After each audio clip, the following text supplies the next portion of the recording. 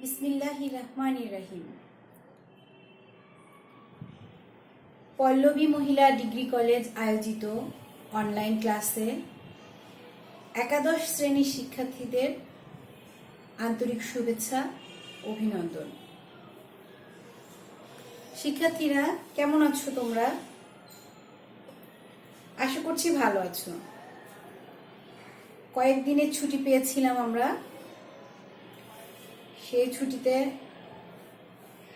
আমি আশা করব যে তোমরা নিশ্চয়ই আমার ক্লাসগুলো দেখেছো কিংবা অন্যান্য শিক্ষকের ক্লাসগুলো দেখেছো এবং প্রথম বর্ষের পড়া সম্পর্কে, বই সম্পর্কে কিছুটা ধ্যান ধারণা নিতে পারছো।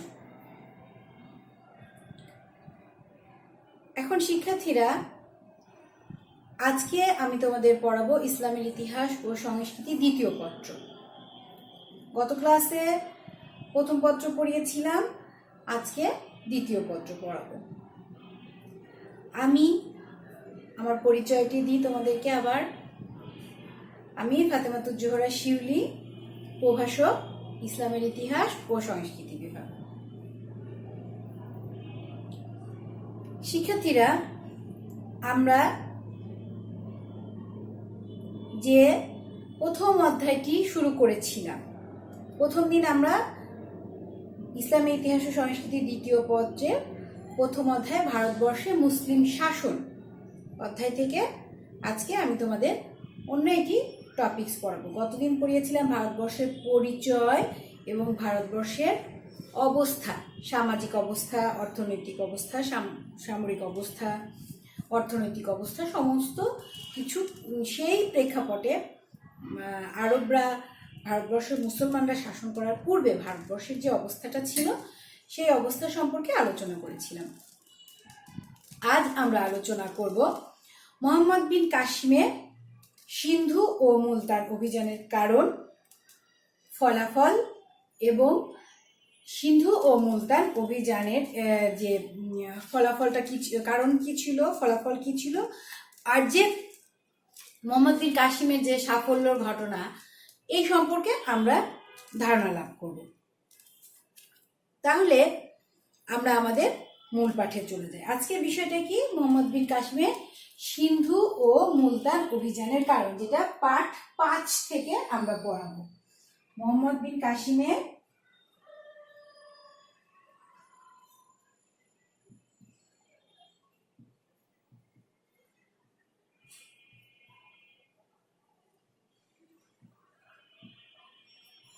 সিন্ধু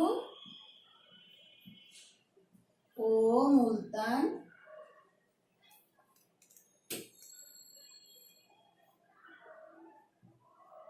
অভিযানের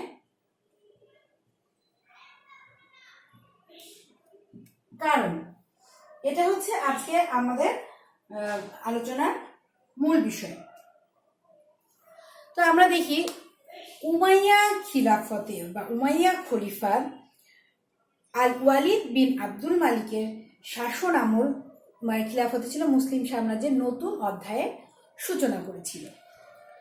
নতুন যে অধ্যায়ের সূচনা করলো, এই সময় ওয়ালিদের বিখ্যাত সেনাপতি মুসা বিন নুসায়ের এবং আরেকজন সেনাপতি তারিক বিন জিয়াদ, কে কে বিখ্যাত সেনাপতি, এদের নামগুলো আমরা একটু মনে রাখার চেষ্টা করব। মুসা বিন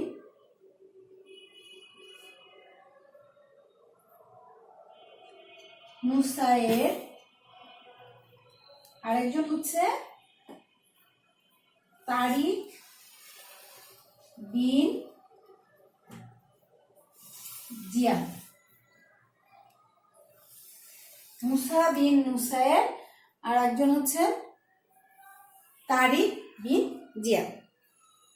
মুসা বিন নুসায়ের হচ্ছে সমগ্র উত্তর আফ্রিকা, আর তারিক বিন জিয়াদ হচ্ছে স্পেনে মুসলিম সাম্রাজ্যের প্রসারে কাজ করে এবং সেনাপতি কুতাইবা বিন মুসলিমের প্রচেষ্টায় মধ্য এশিয়ায় ইসলামের বিজয় পতাকা উত্তোলিত হয়। প্রায় একই সময়ে পূর্বাঞ্চলীয় শাসনকর্তা হাজ্জাজ বিন ইউসুফ এর উৎসাহ ও প্রেরণায় সেনাপতি মোহাম্মদ বিন কাসিমের নেতৃত্বে আরবে ভারতে সিন্ধু অভিযান পরিচালনা হয় এবং সেই সময়টা কত সাল?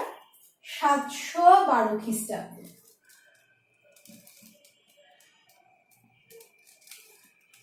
সেই সময়টি হচ্ছে 712 খ্রিস্টাব্দে। কে? মোহাম্মদ বিন, এই যে ব্যক্তিটির নাম লিখেছি এই উনি মোহাম্মদ বিন কাসিম। তাহলে মোহাম্মদ বিন কাসিম 712 খ্রিস্টাব্দে কি করলো? সিন্ধু অভিযানে মোহাম্মদ বিন কাসিমকে প্রেরণ করা হলো।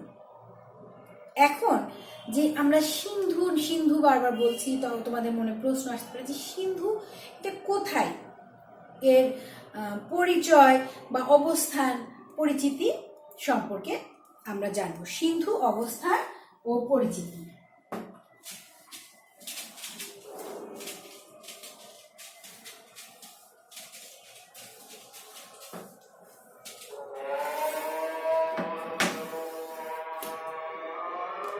সিন্ধুর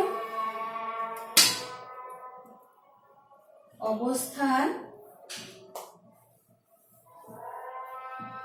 ও পরিচিতি। সিন্ধুর অবস্থান ও পরিচিতি সম্পর্কে জানবো আমরা যে আরবদের সিন্ধু বিজয় সম্পর্কিত ঐতিহাসিক গ্রন্থ চাচনামা একটি গ্রন্থ।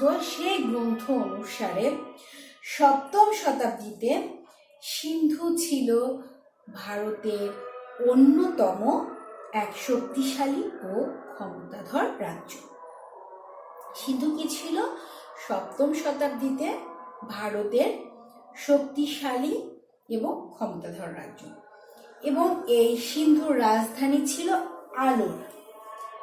এই যে কথাটা বললাম, সিন্ধুর রাজধানী হচ্ছে আলোর, এটা কিন্তু তোমাদের বহু নির্বাচনী বা নৈবেত্তিক প্রশ্নে এবং জ্ঞানমূলক প্রশ্নে এসে থাকে যে সিন্ধুর রাজধানী কোথায় ছিল, আর এভাবেও আসে যে আলোর কোথাকার রাজধানী ছিল।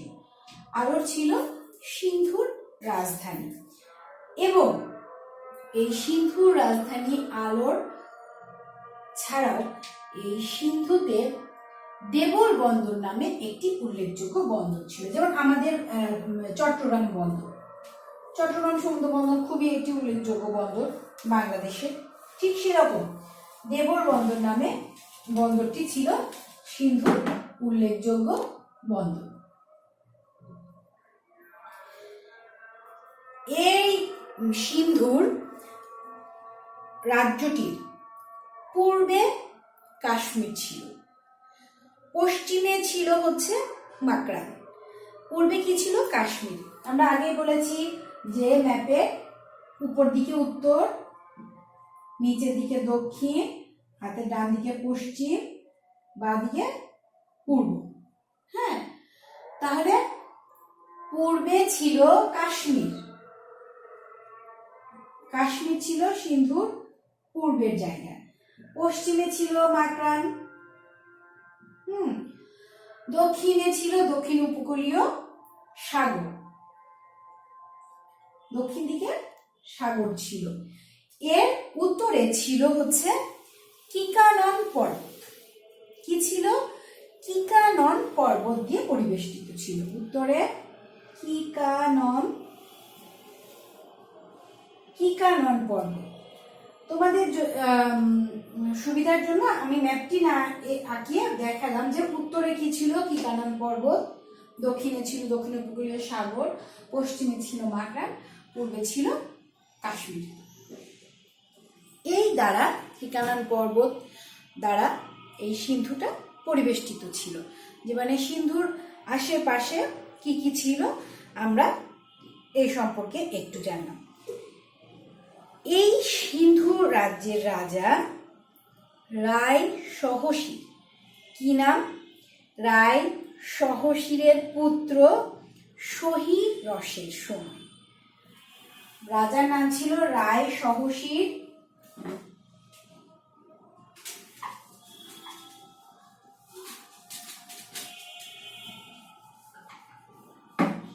রাজার নাম ছিল রায় সহশীর, আর তার পুত্র সহিষ্যের নামগুলো কিন্তু মনে হচ্ছে যে হয়তো আমি ভুল বললাম কিনা, এইটা কিন্তু এভাবেই না।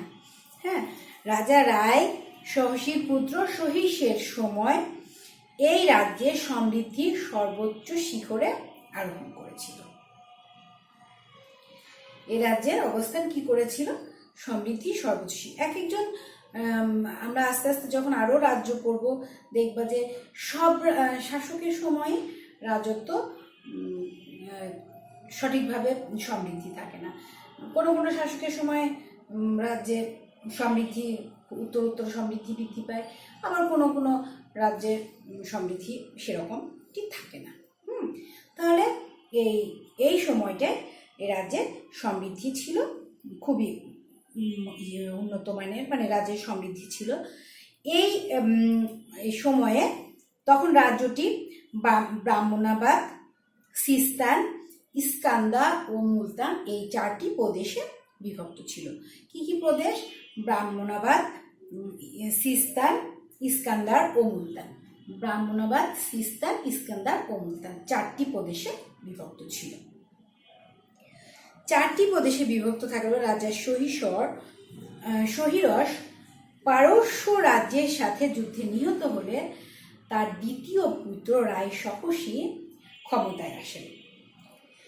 তার মৃত্যুর পরে চাষ নামে জনৈক প্রভাবশালী ব্রাহ্মণ মন্ত্রী সিংহাসন দখল করেন এবং তার মৃত্যুর পরে সিংহাসন নিয়ে উত্তরাধিকার দ্বন্দ্বে পুত্র দাহির জয়লাভ করে সিংহাসনে প্রতিষ্ঠিত হন।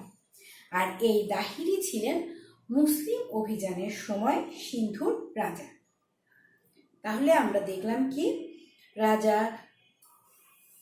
রায় সহশীর পুত্র সহিষ্যের সময়ে সিন্ধু রাজ্যের উত্তরোত্তর সমৃদ্ধি হয়। এরপরে রায় সহশী পারস্য রাজ্যে মৃত্যুবরণ করলে তার দ্বিতীয় পুত্র রায় সহশী আবার ক্ষমতায় আসে এবং তিনি মারা গেলে চাষ নামে একজন প্রভাবশালী ব্যক্তি আসেন ক্ষমতায়। এরপরে এই ব্যক্তিটি মারা যাওয়ার পরে উত্তরাধিকার দ্বন্দ্বে রাজা দাহির সিন্ধুর রাজা হন এবং মুসলমান বিজয়ের সময় এই রাজা দাহিরই ছিলেন সিন্ধুর রাজা। এখন আমাদের সিন্ধু ও মুলতান অভিযানের কারণ সমূহ দেখতে পারি যে কি কি কারণে মুসলমানরা সিন্ধু আর মুলতান আক্রমণ করেছিল। মুসলিম ইতিহাসে আরবদের সিন্ধু ও মুলতান বিজয় ছিল একটি উল্লেখযোগ্য ঘটনা। এই ঘটনায় ডক্টর শ্রী রমেশচন্দ্র মজুমদার মুসলমানদের সিন্ধু ও মুলতান বিজয়কে পরবর্তী যুগের উপর স্থায়ী প্রভাব বিস্তারকারী ও আলোড়ন সৃষ্টিকারী ঘটনাসমূহের অন্যতম বলে অভিহিত করেন। ঐতিহাসিকরা আরবদের সিন্ধু ও মুলতান অভিযানের পেছনে পরোক্ষ ও প্রত্যক্ষ দু ধরনের কারণকে ক্রিয়াশীল মনে করেন। পরোক্ষ কারণ হচ্ছে একটু, প্রত্যক্ষ হচ্ছে সরাসরিটা, যে একদম ধরো তোমাদের দুই বন্ধুর মধ্যে একটা সংঘর্ষ তৈরি হবে। সংঘর্ষ তৈরি হওয়ার মধ্যে প্রত্যক্ষ কারণগুলো দেখা যাচ্ছে যে এই বন্ধুটি তুমি ফোন তোমার নামে বিভিন্ন ধরনের কথা বলে, কিংবা তোমাকে হেনস্থ করার জন্য বিভিন্ন কর্মকাণ্ড করে থাকে। এইগুলো হচ্ছে পরোক্ষ কারণ। প্রত্যক্ষ কারণ হচ্ছে তোমাকে সরাসরি যখন বন্ধুটি আঘাত করলো তখন তোমাদের মধ্যে সংঘর্ষটা সরাসরি বেঁধে যাবে। এটাই হচ্ছে প্রত্যক্ষ আর পরোক্ষ কারণের পার্থক্য। এখন আমরা পরোক্ষ কারণগুলো প্রথমে দেখি। পরোক্ষ কারণের প্রথমত সেই কারণটি হচ্ছে আরবদের সিন্ধু ও মুলতান বিজয়ের ছিল উমাইয়াদের সাম্রাজ্য সম্প্রসারণবাদ নীতিরই অংশ।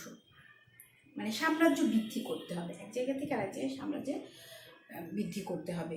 আর বস্তুত খলিফা আল ওয়ালিদ এবং তার পূর্বাঞ্চলীয় শাসনকর্তা হাজ্জাজ বিন ইউসুফ উভয়েই মনে প্রাণে সাম্রাজ্যবাদী ছিলেন।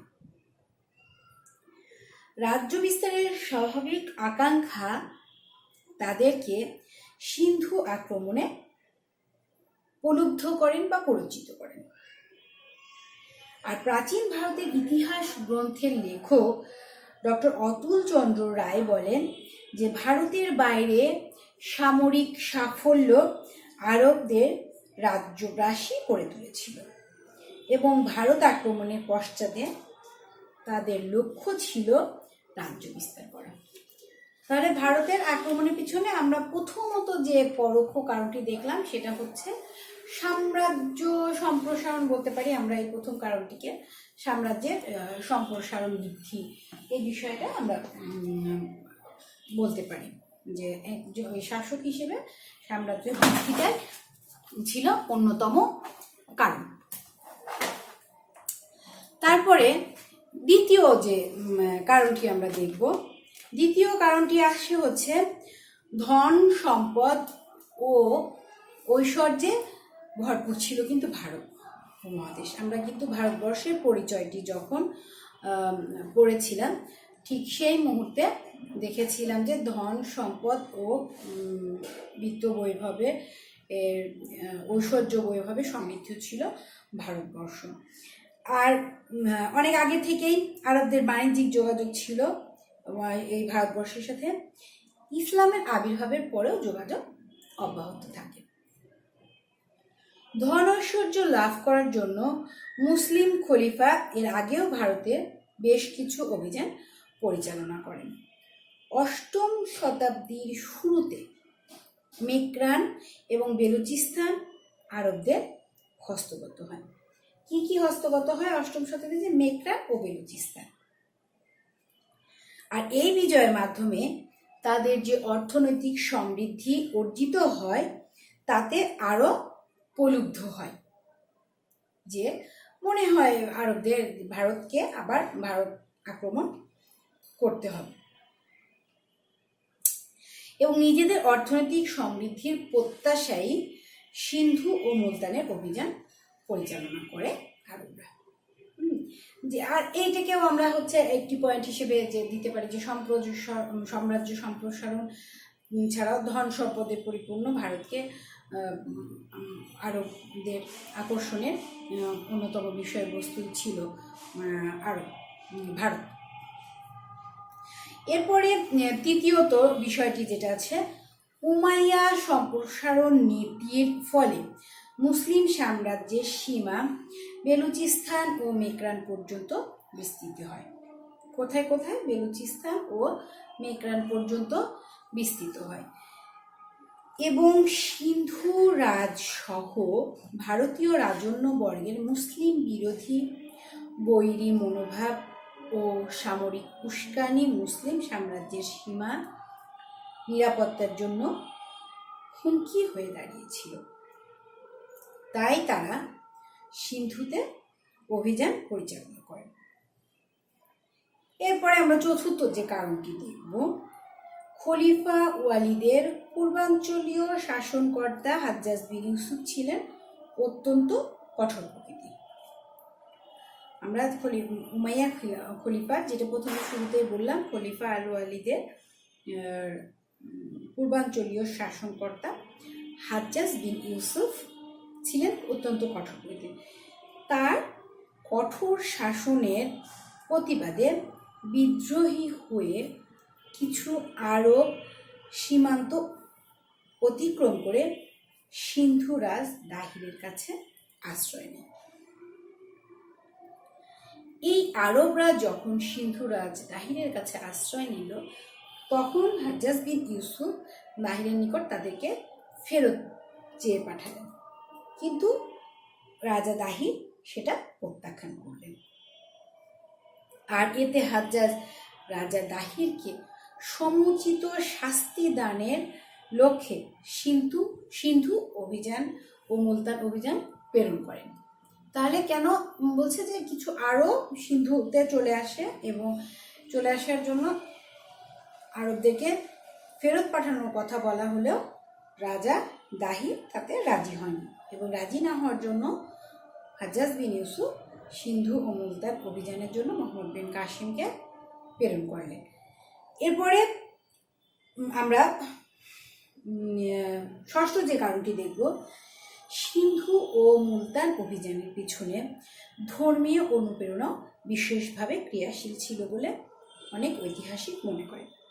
তবে সিন্ধু ও মুলতান অভিযানের প্রত্যক্ষ ও পরোক্ষ কারণগুলো বিশ্লেষণ করলে ধর্মীয় উদ্দেশ্য বিশেষ একটি গুরুত্বপূর্ণ বলে মনে হয় না। প্রাথমিক যুগে বিজেতা আরবদের বিজিত অঞ্চলে ইসলাম প্রচার ও বিস্তারের প্রচেষ্টা বিবেচনা করলে সিন্ধু বিজয়ের পেছনে ধর্মীয় উদ্দেশ্যকে উপেক্ষাও করা যায় না। সপ্তমত চাচনামা গ্রন্থ এবং প্রাসঙ্গিক অন্যান্য সূত্র থেকে জানা যায় মুসলিম বিজয়ের প্রাক্কালে রাজা দাহির ও তার ভাই দাহারসিয়ারের মধ্যে রাজ্য ভাগ নিয়ে দ্বন্দ্ব, রাজা দাহিরের কুশাসন, রাজনৈতিক পরিমণ্ডলে পারস্পরিক দ্বন্দ্ব সংঘাতের ফলে রাজ্যটির সার্বিক অবস্থা বিপর্যস্ত হয়ে পড়ে। প্রতিবেশী কাশ্মীরের সাথে সংঘাতে সিন্ধুর রাজনৈতিক ও সামরিক শক্তি আরও দুর্বল হয়ে পড়ে। এর প্রেক্ষাপটে সাফল্যের সম্ভাবনায় আরব মুসলমানরা সিন্ধু ও মুলতান অভিযানে উৎসাহী হয়। এই গেল আমাদের পরোক্ষ বিষয়গুলো। পরোক্ষ বিষয়ের মধ্যে সাম্রাজ্যবাদী সম্প্রসারণ বলছে, কেউ কেউ ধর্মীয় কারণও বলছে, আবার রাজা দাহিরের সাথে তার ভাইয়ের সংঘর্ষ, তার কুশাসন, এই বিষয়গুলো আলোচনায় আসছে। আবার আরবদের সাম্রাজ্য সীমা না সংরক্ষণের জন্যও কি ব্যবস্থা নেওয়ার জন্য আরবদের ভারত আক্রমণের বিষয়ে আসছে। হ্যাঁ, এরপরে প্রত্যক্ষ কারণ, যেটা সরাসরি কারণ হিসেবে আলোচনা করব, সেটা যে শাসনকর্তা হাজ্জাজ বিন ইউসুফ আক্রমণের পরিকল্পনা গ্রহণ করেন, তখন একটি ঘটনা সিন্ধু রাজ্যের বিরুদ্ধে যুদ্ধ ঘোষণার সুযোগ এনে দেয়। যুদ্ধ ঘোষণার সুযোগটি সিন্ধুর দেবল বন্দরে জলদস্যুদের দ্বারা মুসলমানদের 8টি জাহাজ লুণ্ঠন। জানা যায় সিংহল বর্তমান শ্রীলঙ্কাকে তখন সিংহল বলা হতো। সিংহলে থেকে 8টি জাহাজে করে খলিফার উদ্দেশ্যে উপঢৌকন পাঠানো হয়। আবার অন্য মতে বলা হয় যে এই উপঢৌকনের সাথে আরব যে সৈনিকরা সিংহলে নিয়োজিত ছিল তাদের পরিবারও এই জাহাজে ছিল, এবং এই জাহাজগুলো যখন দেবল বন্দরে উপস্থিত হলো তখন এই দেবল বন্দরের জলদস্যুদের দ্বারা এই জাহাজ 8টি লুণ্ঠন হয়েছিল। এবং রাজা দাহিরের নিকট হাজ্জাজ বিন ইউসুফ যখন বলল যে এর ক্ষতিপূরণ বা এর প্রতিকারের ব্যবস্থা নিতে, তখন রাজা দাহির সেই দাবিটিও প্রত্যাখ্যান করলেন। এবং দাহিরের এই ঔদ্ধত্যপূর্ণ আচরণে রাজা হাজ্জাজ বিন ইউসুফ সরাসরি মুলতান ও সিন্ধু অভিযানের চূড়ান্ত সিদ্ধান্ত নেয়। ঠিক আছে, তাহলে আমরা এই কারণটি পড়ে ফেললাম, প্রত্যক্ষ ও পরোক্ষ কারণটা আমরা জেনে নিলাম। এরপরে যে মুলতান অভিযানের ঘটনাটা কি ছিল, যেমন যে কোনো কিছু কারণ ঘটলে থাকতেই পারে, তারপরে যে ঘটনাটা সেই নির্দিষ্ট দিনে বা নির্দিষ্ট ঘটনার যে ঘটেছিল সেই সম্পর্কে আমরা এবার জানব। খলিফা ওয়ালিদের অনুমতি নিয়ে হাজ্জাজ বিন ইউসুফ 710 খ্রিস্টাব্দে উবাইদুল্লাহ ও বুদায়েল নামে দুজন সেনাপতির নেতৃত্বে সিন্ধু রাজের বিরুদ্ধে পরপর 2টি অভিযান প্রেরণ করলেন। কাকে? বুদায়েল ও উবাইদুল্লাহ।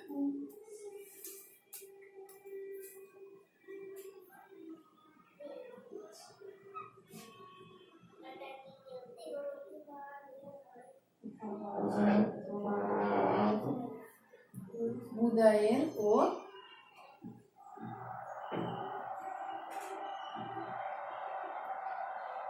উবাইদুল্লাহ।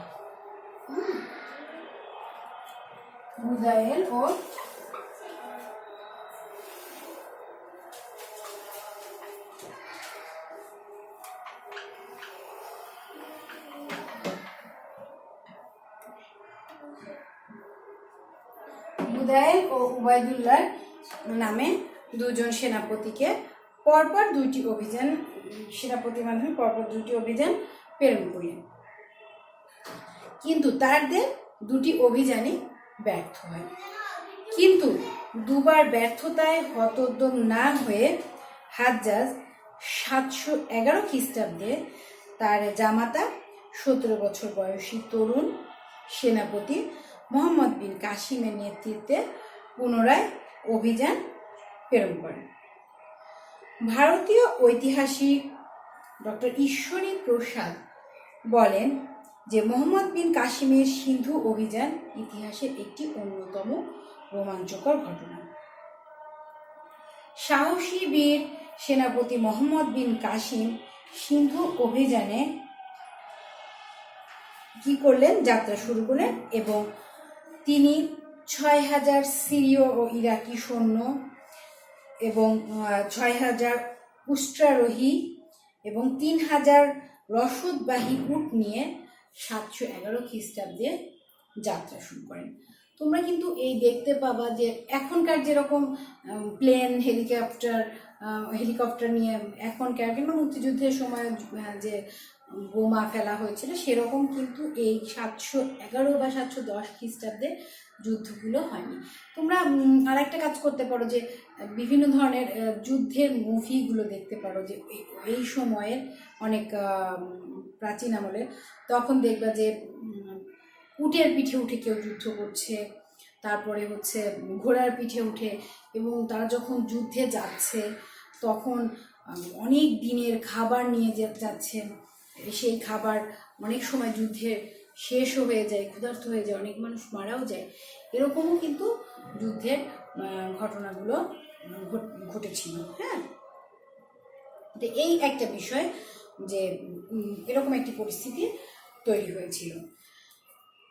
তো যেটা বলছিলাম, যুদ্ধের এই পরিস্থিতি তৈরি হয় এবং সেনাপতি মোহাম্মদ বিন কাসিম 6000 ইরাক ও সিরীয় সৈন্য, 6000 উষ্ট্রারোহী, 3000 রসদ বাহিনী নিয়ে রওনা হয়েছিল। মেঘরানের শাসনকর্তা হারুন মোহাম্মদ বিন কাসিমকে আরও সৈন্য দিয়ে অভিযানে সাহায্য করে।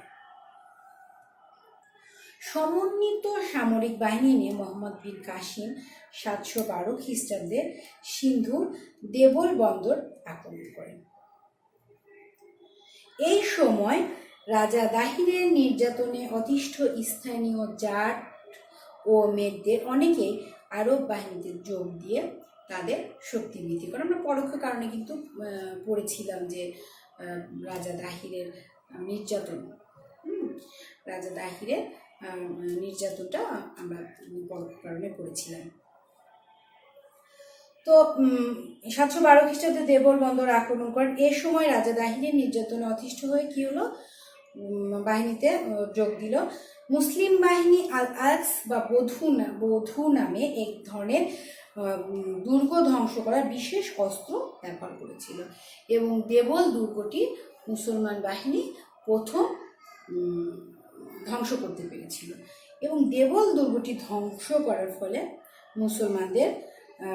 দুর্গটি মুসলমানদের অধিকারে আসে এবং দুর্গ ধ্বংস করার পরে মুসলিম বাহিনী প্রায় বিনা বাধায় নিরুন, সিওয়ান ও সিসাম জয় করে। কি জয় করতেছে? নিরুন, সিওয়ান ও সিসাম জায়গাগুলো জয় করছেন।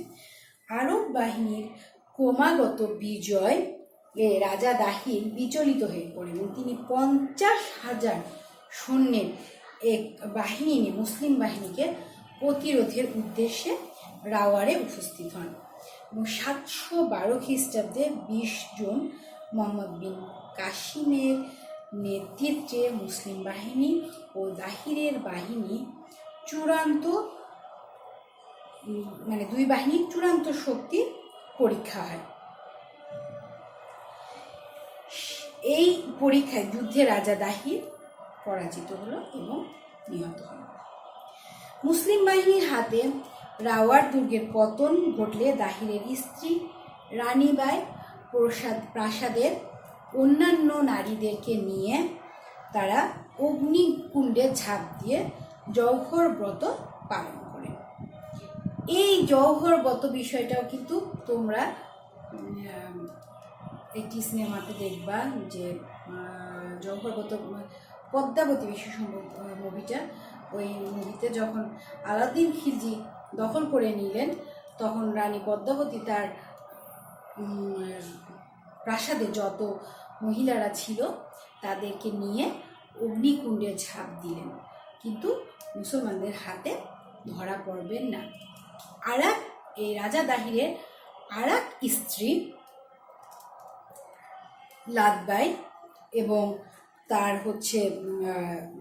রানী লাদি এবং মেয়ে সূর্য দেবী ও পরিমল দেবী, এরা মোহাম্মদ কাসিমের কাছে ধরা পড়ে গেল এবং মোহাম্মদ বিন কাসিম ও সিন্ধুর রাজধানী, এই সব কিছুই সিন্ধুর রাজধানী আলোর আরবদের অধিকারে আসেন।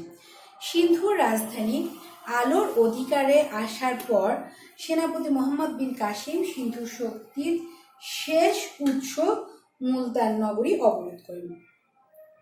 তীব্র প্রতিরোধ মোকাবেলা করে 713 খ্রিস্টাব্দে মুসলিম বাহিনী মুলতানও জয় করে। সিন্ধু 712 খ্রিস্টাব্দে জয় করলো আর মুলতান 713 খ্রিস্টাব্দে জয় করলো। এবং মুলতান থেকে আরব বাহিনী এত বেশি স্বর্ণ করায়ত্ত করেছিল যে তারা একে স্বর্ণ শহর হিসেবেও আখ্যায়িত করেছিল। কি করেছিল? স্বর্ণ শহর হিসেবে আখ্যায়িত করেছিল। এবং এই মুলতান বিজয়ের পর মোহাম্মদ বিন কাসিম কৌনুজ জয়েরও পরিকল্পনা করেন, কিন্তু অভিযান সম্পন্নের আগে খলিফা সুলাইমান তাকে রাজধানী দামেস্কে প্রত্যাবর্তনের নির্দেশ দেন। তাই তার পক্ষে আর অভিযান পরিচালনা করা হয়নি, সম্ভব হয়নি। আমরা সিন্ধু বিজয়ের ঘটনাটি দেখলাম আর সিন্ধু বিজয়ের কারণ সম্পর্কে আজকে আমরা পড়লাম। এই সিন্ধু বিজয়ের ঘটনা ও কারণ সম্পর্কে আমরা আজকে এই পাঠের এইটুকুই পড়ব। আর মোহাম্মদ বিন কাসিমের মৃত্যুটা সম্পর্কে একটু জেনে নাও তোমরা।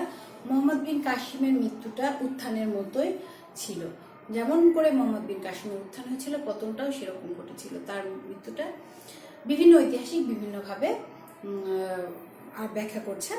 এক শ্রেণী এক পক্ষ ঐতিহাসিক বলছেন যে এই যে রাজা দাহিরের দুই কন্যা যখন ধরা পড়লো তখন তারা খলিফার কাছে গিয়ে দামেস্কে পৌঁছে খলিফার কাছে গিয়ে খলিফার নিকট আবেদন করলেন যে রাজা মোহাম্মদ বিন কাসিম তাদের শ্লীলতা হানি করেছে এবং এই শ্লীলতা হানির কারণে এই কথা যখন খলিফা জানতে পারলেন তখন খলিফা নির্দেশ দিলেন মোহাম্মদ বিন কাসিমকে